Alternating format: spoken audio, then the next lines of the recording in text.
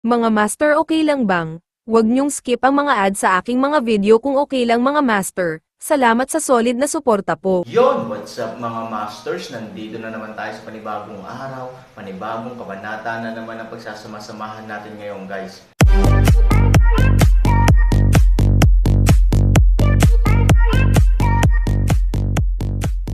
Bali mga masters, kung bago ka pa lang po sa aking YouTube channel, please click the subscribe button, lalong-lalo na po yung notification bell guys, para maging connected pa rin tayo sa isa't isa at maging updated kayo sa mga susunod ko pang video.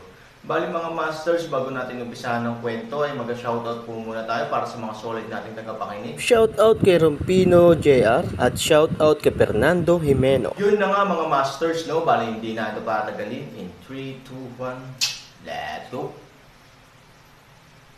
Ang figure na ito ay dumating ng bahagya at palihim, kaya't ang mga master ng dalawang koponan sa labas ng pinto ay hindi man lang napansin nang siya ay dumating o kapag siya ay nakatayo sa hindi kalayuan sa kanila. Nagulat si Peihu at ang iba pa nang makita nila ang anino sa pintuan pagkatapos lamang marinig ang mga salita ni Zhu Yanshua. Ngunit nang makita nila kung sino ang darating, napuno sila ng higit na galit. Han 3,000, ikaw kasi, galit na galit si Peihu. Madilim din ang mukha ni Zhu Yanshua, dapat matagal na niya itong naisip. Mula nang sumiklab ang digmaan hanggang ngayon, hindi pa niya nakitang lumitaw si Han Sanchen. Si Han Sanchen ay dapat na gumawa ng iba pang mga paghahanda, at naghihintay para sa kanya na tumalon sa hukay. Ngayon, tila naunawaan na niya ng buo. Han Sanchen, napakasama mo. Malamig na saway ni Zhu Yanshua. Sa simula, ito ay isang malaking bitag at pagsasabwatan. Kung tama ang hula ko, totoo ang unang balita na inilabas ni Peihu, at sinadya mo itong inayos. Hindi nagsalita si Han Sanchen, at tahimik na tumingin kay Zhu Yanshua. Sa parehong oras na nakuha ni Peihu ang aming tiwala, lihim kang nagtipon ng isang grupo ng mga puwersang makapego. Sa ibabaw, ito ay para pagsamasamahin ang depensa ng mansyon, at kami ni Peihu ay parehong naniniwala dito. Sa katunayan, ginamit mo ang grupong ito ng puwersa para palihim na manipulasyon, tama ba ako? Sa pagkakataong ito, bahagyang ngumiti si Han Sanchen. Pagkatapos ng kapalit na shift, tila bumaba ang mga sundalo upang magpahinga, ngunit sa katunayan, pinamunuan sila ni Peigo at ng 7 prinsesa sa likod bahay upang hanapin si Han Sanchen. Ang pagkakaayos na ikinagulat ni Peigo at ng 7 prinsesa ay talagang napakasimple, ngunit ito ay parang baliw. Sinamantala ng libu-libong sundalo ang katotohanang hindi pinapansin ng mga gwardya, at palihim na nagtungo sa guard post. Hindi inaasahan ng gwardya na ang mga sundalong ipinasa sa shift ay babalik sa lalong madaling panahon, at ang mga tao sa gwardya ay mga tao mismo ni Peihu, at ang kanilang pagbabantay ay talagang napakababa. Napakasimple lang ng dahilan, walang gagawin sa kanila ang pamilya Pei, at ang mga tao sa labas ay grupo rin nila. Sa makatuwid, sa kanilang katulusan, sa katunayan, ang lahat ay pagpapanggap lamang. Huwag kang mag-alala, ngunit dahil sa mentalidad na ito kaya siya hinawakan ni Han Sanchen at binugbog. Ang doorman ay talagang pinalitan ng tahimik. Para hindi malaman ni Peihu at ng iba pa, nagpadala ka pa ng isang tao para itali sila ng palihim. Sa ganitong paraan, mas lalong hindi alam. Ako, hindi. Ibinuka ni Han Sanchen ang kanyang bibig. Nagkakamali ka, Peihu, isang tanga, kung kaya mong nakawin ang lungsod, sapat na upang ipakita kung gaano siya ka-arrogant at mayabang. Pinalitan ko lang ang tropa ng isang mansion lang. Kailangan ko pa ba siyang kidnapin? Zhu Yanshua, sa tingin mo ba ay katawa-tawa at walang muwang ang ideyang ito?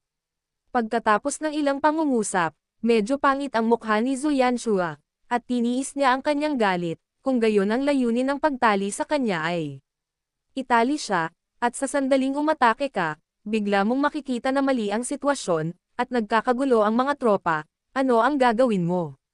Tumawa si Han Sanchen. Magulo ang sitwasyon, at kailangan nila si Peihu para sa suporta, kaya hindi maiiwasang pumasok sila para mahanap si Peihu na nagmamadali. Kapag nahanap na niya si Peihu, hindi maiiwasang palayain muna siya ni Han Sanchen at pagkatapos ay magsasara, nabubuo sa kasalukuyang sitwasyon. Han Sanchen, puno ka talaga ng pakana. Si Zhu Yanshua ay nababalisa. Naging maingat na siya, ngunit hindi niya akalain na sa huling sandali, niloloko pa rin siya ng lalaking ito. Masyadong masama ang lalaking ito. Naglalagay siya ng mga bitag sa halos lahat ng dako, na ginagawang mahirap kang bantayan. Masasabing maiiwasan ang unang araw ng unang taon ngunit hindi ang ika-15. Sa larangan ng digmaan, ang diin ay alinman sa kampo ni Bob, o ang mga sundalo ay hindi nagsasawa sa panlilinlang. Zhu Yanshua, kung hindi ka makapaglaro ng maayos, naghahanap ka ba ng ganoong grupo ng mga sirang dahilan? Ngumisi si Han Sanchen. Ang mga salita ni Zhu Yanshua ay natigil sa kanyang lalamunan, ang kanyang mga kasanayan ay hindi kasing husay ng iba, at siya ay hindi makapagsalita. Han Sanchen, kung ikaw ay malupit, wala akong masasabi. Gayunpaman, hindi mo kailangang masyadong ipagmalaki. Nanalo na ang ating mga reinforcements. Kung matalino ka, hayaan mo na kami agad. Para sa ikabubuhay natin, kaya rin kitang buhayin. Malamig na sabi ni Zhu Yanshua. Ang mga sundalo ay hindi nagsasawang manloloko. Bagamat natalo ang kanyang mga tropa sa labas, hindi alam ni Han Sanchen. Kaya niyang lokohin si Han Sanchen. Anyway, ang layunin ng kanilang paglalakbay ay mas mahalaga kaysa sa pagpatay kay Han Sanchen, kaya ito ay isang magandang pagpipilian upang ipagpalit ang buhay para sa buhay. Bahagyang ngumiti si Han Sanchen, napakaganda ng panukalang ito, ngunit Zhu Yanshua, isang bagay ang hindi mo nakuha. Storytelling channel sa YouTube. Nagsinungaling na si Zhu Yanshua, ngunit nang tumugon si Han Sanchen nang walang pakialam, halata na medyo nakonsensya siya, ngunit sa oras na ito wala siyang pagpipilian kundi ang kumapit sa dulo at tumingin kay Han Sanchen ng malamig. Paano kung, alam ko kung ano ang nangyayari sa labas? I mean, naisip mo na ba ang laban na pinaglaban mo, at sumali ako dito? Ikaw, paano ka nakasali? Niloloko mo ba ako? Sabi ni Zhu Yanshua na nakakunot ang noo. Napangiti si Han Sanchen ng hindi maganda, hindi mo ba ako niloko ulit? Nakonsensya si Zhu Yanshua, ngunit matigas pa rin ang kanyang bibig, ano ang pinaglolokohan kita? Ang lungsod na ito ay mahigpit na binabantayan, paano ka makakalabas? Sa tingin ko ay niloloko mo ako. Kailangan niyang alamin sa bibig ni Han Sanchen kung talagang lumabas ang lalaking ito na si Han Sanchen. Kung hindi, mas magiging confident siya kapag niloko niya si Han Sanchen. Nasabi ko na ang Peihu ay isang piraso lang ng tae. Sinabi ni Han Sanchen, para sa isang tulad niya na gusto pa ring maging padre de pamilya, sa tingin ko ay wala itong pinagkaiba sa Ye Shijun na iyon. Mayabang at tanga, galit si Peihu, halatang matalino at may lakas ng loob na gawin ito. Gayunpaman, nang pigilan ni Zhu Yanshua si Peihu, ang gusto niyang malaman pa ay ang sarili niyang hula. Kahit hindi magawa ni Peihu, nandoon pa rin ang mga bantay natin sa labas ng mansyon. Saan walang eyeliner sa langit at lupa? Kahit hindi ka nila mapigilan Han Sanchen, hindi nila mahahanap ang kinaroroonan mo, di ba? Alam ko na may isang tao sa paligid mo na maaaring kumilos ng hindi nalalaman sa lupa, ngunit sa pagkakataong ito ay pumunta ka sa bahay ni Pei, at hindi mo dapat siya dinala dito. So, paano ka makakalabas ng tahimik? Malamig na ngumiti si Han Sanchen, kung gayon, hindi ba ako makakaasa sa sarili ko? Kung ito ay ang nakaraang Han Sanchen, nang walang tulong ng mga panggalan, malinaw na imposibleng umalis ng ligtas sa ilalim ng gayong matinding pagkubkob. Ngunit ang kasalukuyang Han Sanchen ay madali lang. Don't see you didn't expect me to go out at all. Kahit ginawa mo, baka hindi mo madetect. Ngumisi si Han Sanchen. Pumasok sila upang tulungan si Peigu ng mag-isa. Natural, hindi inisip ni Zhu Yanshua at ng iba pa na maaari silang lumabas ng lungsod. Ang kanilang kuta ay higit upang maiwasan ang mga tao na patayin sila, sa halip na makita kung mayroong anumang pagbabago. Sa kasong ito, si Han Sanchen, na ganap ng naiiba, ay natural na makalabas-masok na parang multo. Imposible, talagang imposible. Paulit-ulit na umiling si Zhu Yanshua. Kahit na kaya mo talaga ito, paano naman ang pagtatanggol ng lungsod sa labas?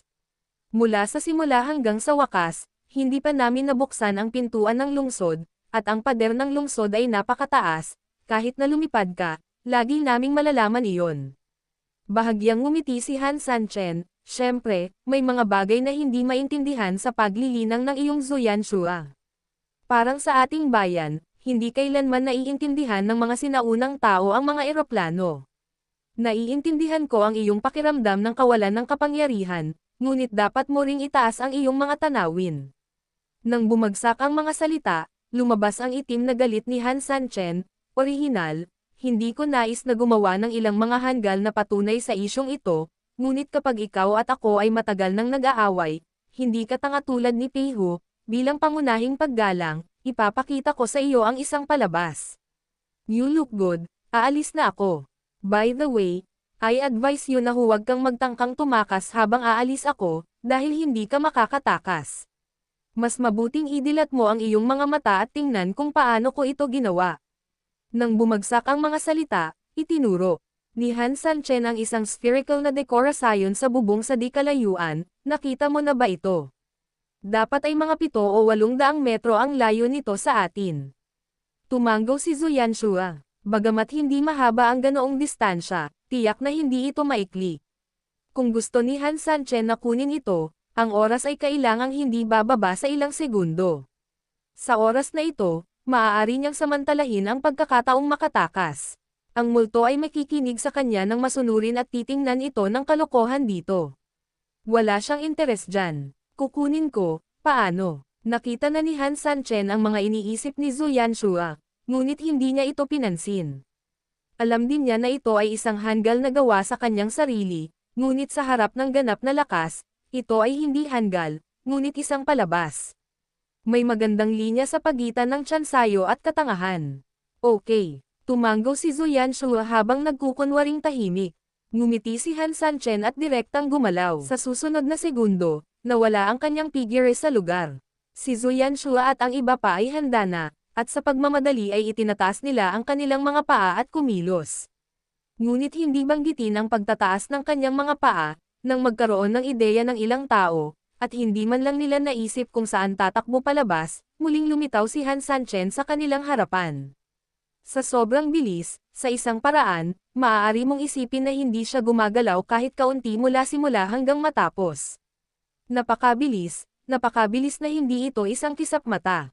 Ngunit si Han Sanchen ay malinaw na may hawak na pabilog na dekorasyon sa kanyang kamay. Wala nang iba, ito mismo ang itinuro sa bahay na ilang daang metro ang layo. Paano naman yun? Imposibleng makakuha ng layo na 7 o 800 metro sa ganoong kaikling panahon. Imposible bang kumuha ng mga bagay mula sa hangin? But to take things from the air, things have to come, hindi naman ganoon kabilis, di ba? Laking gulat ng mga tao. Namumula ang mukha ni Zuyanshua habang nakatitig kay Han Sanchen, hindi makapagsalita ng ilang sandali. Sa anumang kaso, isang bagay na matitiyak niya ay hindi nagsinungaling si Han Sanchen sa kanyang sarili, at wala talaga siyang oras o pagkakataon para makatakas. Kung ito ang kaso, talagang may mas malaking problema na nasasangkot, iyon ay, hindi siya niloloko ni Han Sanchen. Malamang na pumunta talaga siya sa larangan ng digmaan. Kung iisipin, ang pananambang sa mga reinforcement ng Pamilya Pei ay dapat na maging lubhang epektibo para sa hukbong na ambush na. Hindi man ito lubusang mapuksa ang kalaban, kahit papaano ay wala na itong lakas sa pakikipaglaban. Ngunit nabigo ang mga tropang frontline. Sa operasyong ito, sadyang hindi nila kinuha si Ye Shijun dahil masyadong delikado ang pagpasok sa tiyan ng kalaban. Ang dahilan ay talagang si Ye Shijun, ang anak, ay medyo katutubo at biglang sumibol, kaya siya ay mayabang at kampante. Ayaw nilang mabaigo ng paulit-ulit, kaya pansamantalang nagpapalit ng coach. Ngayon na ang commander ng Fu Army Department ay napakatanda na, hindi siya dapat gumawa ng ganoong mababang antas ng pagkakamali. Gayunpaman, natalo sila. Ngayon huminahon at pag-isipang mabuti, maaaring may iba pang dahilan. Kabilang sa iba pang mga dahilan, ang pinakamahirap, at ang pinakamalamang, ay ang pagsali ni Han Sanchen sa digmaan. Dapat matagal na niya itong naisip. Sayang lang ang daming nangyari bigla sa isang gabi, at wala siyang oras para mag-isip ng mabuti. So, alam mo, malamig na sabi ni Zuyanshua. Alam ni Han Sanchen na kahit na si Zuyanshua ay tila kalmado na ngayon, halatang hindi siya makolaps, at ang kanyang mga mata ay patuloy na umiiwas. Ang galing mo mag-inference.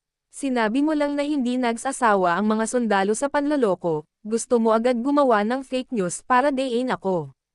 Pero sayang naman, Sa susunod na gusto mong gumawa ng bagay, mas mabuting maghanap ka ng mas lihay timo ng kaunti. Bagay na bagay, kung hindi ay magiging katulad ngayon, kaya nakakahiyang pumili ng paa. Gayunpaman, wala ka ng isa pang pagkakataon. Malamig na ngumiti si Han Sanchen, at sa sumunod na segundo, direktang ginalaw niya ang kanyang kamay, tinutukan si Zhu Yanshua at direktang pinatay. Paulit-ulit na binasag ng bastos na ito ang sarili niyang ulo. Kakayanin ni Tito, pero hindi kaya ni Tita. Ang nakaraang pagkakataon ay hindi masyadong maganda. Madalas na kailangang isaalang-alang ni Han Sanchen ang pangkalahatang sitwasyon, ngunit ngayon, ang panahon, ang tamang lugar, at ang mga tao ay nasa kanyang panig. Kung hindi niya ito pinatay, magsisisi siya sa pagkakataong ibinigay ng Diyos. Sa harap ng pag-atake ni Han Sanchen, hindi nag-atubili si Zhu Yanshua, hinawakan ang dalawang master sa tabi niya, at itinapon sila patungo kay Han Sanchen bago sila makapag-react. Hindi nila kailangang mag-away ni Han Sanchen, kaya hindi niya naisip na makakalaban niya ito sa simula pa lang. Ang pagtakas ay mas mahalaga kaysa sa anumang bagay. 10,000 damo at putik na kabayo ang sumugod sa dalawang amo. Paano nila naisip na matabyunan sila ng sarili nilang mga kababayan? Habang ang mga tao ay nakaharap, ang dalawa ay walang pagpipilian kundi ang mabilis na pakilyusan ang enerhiya ng kanilang buong katawan upang sumugod patungo kay Han Sanchen. Wala silang intensyon na salakayin si Han Sanchen, ngunit gusto lamang nilang labanan ang pagsalakay ni Han Sanchen, pagkatapos ay iniwan ang kalahati ng kanilang buhay at mabilis na tumakas mula rito. Gayunpaman, kung minsan, ang ideal ay lubos na puno, ngunit ang katotohanan ay lubhang malupit. Nag-isip ng mabuti ang dalawa, ngunit pagkatapos makipag-ugnayan kay Han Sanchen, may hindi mabilang na pagsisisi sa kanilang mga mata kaagad. Ang kanilang buong katawan ay talagang hindi napigilan ni Han Sanchen kahit isang beses, at si Han Sanchen ay direktang tumagos sa kanilang mga katawan, na pinatay si Zhu Yanshua nang hindi maiiwasan. Ano ang impyerno ng konsepto na ito? Yun na nga mga masters, no? Bali panibagong kabanata na naman yung natapos natin ngayong gabi. Muli, maraming salamat po talaga sa walang sawang suporta po sa aking YouTube channel na talagang inaabangan nyo po ang bawat upload ko po. Bali mga masters, magkita-kita ulit po tayo bukas ng gabi at ngayon po ay magpapaalam po muna tayo. Bali mga masters, bye-bye!